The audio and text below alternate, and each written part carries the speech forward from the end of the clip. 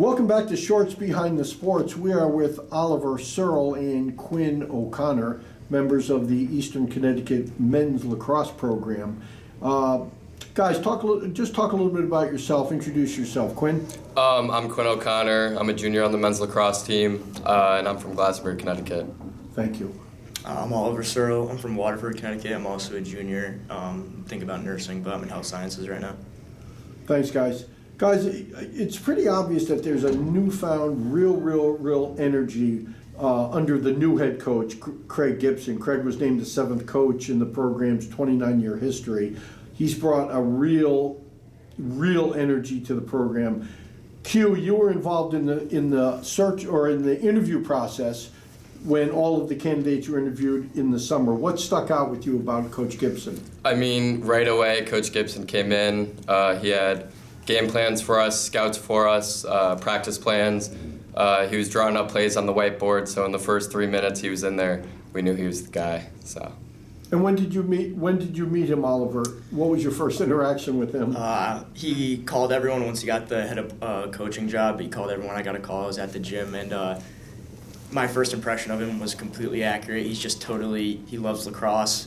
He loves exactly what he does. He's super passionate, and I talked to him for like 45 minutes, and he was just telling me, I have ideas about this, ideas about that, and I totally just knew, like, this is the guy, and he's going to be 100% in, and he's going to be here for us the entire time. And you guys said he personally called every player on the team? Every single guy on the team first day he was hired. It started in the morning, and my call was at 8:30 at night. Like, he just went down the list. Did you know in advance he was going to call you? Like, did he have a schedule? You probably did. No, I'm not sure if he had a schedule, Yeah. but I knew he would call at some point. But, you know, the fact he got to everyone within the day or the 2 days is just, you could show his commitment to it. I think that was, he wanted to build a relationship with every single player the first day he got hired. And from a head coach to all the players, I think that's what you want in a head coach. What struck you, let's say the first day of practice, what struck you the most that things are going to be different this year? Probably the unwavering and not changing expectations he had for us, and he made that very clear. Obviously, we didn't have practice the first time we ever got together with him as a group, and we talked to him in a classroom, and we went over what's important to him and why he's here and what he expects of us. And that first conversation that we had with him, it lasted a long time, but he drew it all out of what he expects of us and why he's doing this. And for me and for the rest of the guys, it made a lot of sense, and we were able to follow along, so we're not just in the dark with what he wants us to do. He was very vocal about it and very open. This is what we're going to do, this is why, and I want to win, and we all share that mentality. Did you guys expect to start practice that quick when you got back in the fall? I did. I knew right away going into the season it was going to be right from the jump, and if we wanted to put ourselves in a good spot for the spring, we had to get going right away. What do you think is going to make you guys better this year than some of the past teams? It's just the attitude and the overall feel. Practice is electric every single day, and he encourages it to be electric every single day. He encourages hard work. He needs us to be loud. He wants us to be the loudest team on the field always. And there's something to be said about that, because it's not easy to do. If it was easy, everyone would do it. But he understands that it's not easy, and he constantly lets us know, I'm proud of the work we're doing, but we need to continue it if we want to be where we want to be. You agree with that, Q? I do. Walking out to practice every day, we're blasting music, guys are fired up, and then we're going out for 120 minutes battling and competing every single day. So I completely agree with what Ollie said. Yeah, I was talking to you guys. I went to a couple of practices in the fall, and I've never seen the amount of enthusiasm. People were absolutely diving flat out on balls that missed the net. Right. That's one of the expectations that he Yeah. has. I mean, there's so many, and some of them are super specific, but another great example that I just thought of, he wants us to keep the locker room clean, and everyone's locker has to look the same. And he brings it up. It's more of a talking point, but why does it matter if my glove's on this side and my helmet's hung up on this side? But he says if we're able to take care of really small details, then towards the end of the season we're going to be able to maintain our details on the field as well. So he just expects excellence and like not perfection. Obviously, none of us are going to be perfect, but he expects us to be the best version of ourselves always, and that standard will never drop. And that's what you need if you want to be successful. Right.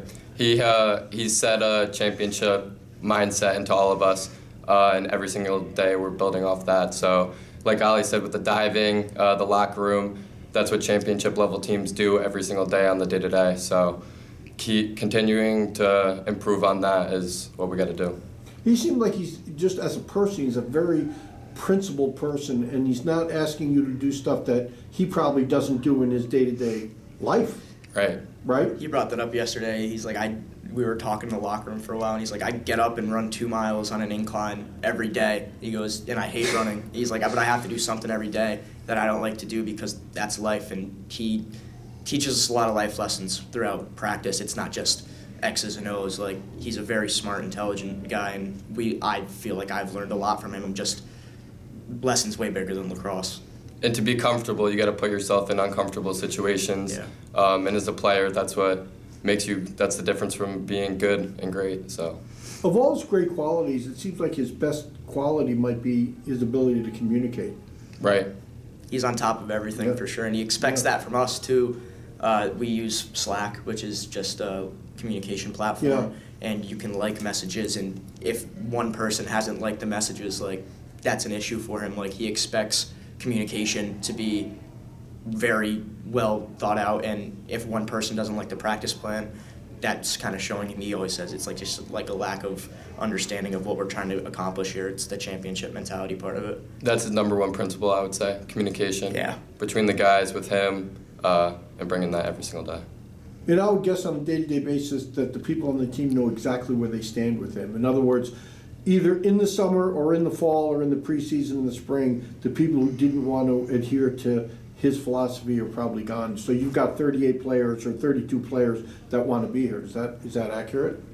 For sure. You can go. 100%. I think in the fall we had 45 guys. Now it's down to 32. Our first game's tomorrow, so I think from a commitment standpoint, all the guys that are fully bought in are all in our locker room. So We want to go back to, you guys have talked a lot about your training, but how about the skill development? Are we going to see better skill development based on all the work that you guys have put in that area? Absolutely. Talk about that area, what like with wall and stuff. Like every single day during the fall. So this is the first time we're going to be practicing. It was kind of tryouts during the fall. He's trying to figure out, who everyone is. And we have practices 4 times a week during the fall. And every single day, no matter who you were, before practice, you had to go into his office, sign a sheet letting him know that you did the wall ball routine. And he also encourages us to send pictures into the Slack, letting everyone know, like, listen, I'm out here doing work. I hope you guys are too. And it creates this environment and this team bonding. But our skills have gotten so much better as well as our fitness. I mean, practices are supposed to be hard. They're grueling, tough. You're tired when you leave it, but that's what you can expect from Coach Gibson. Like, he wants the best for everyone. He's not going to drop a standard. And the games are going to be the fun part. exactly. Right? Exactly.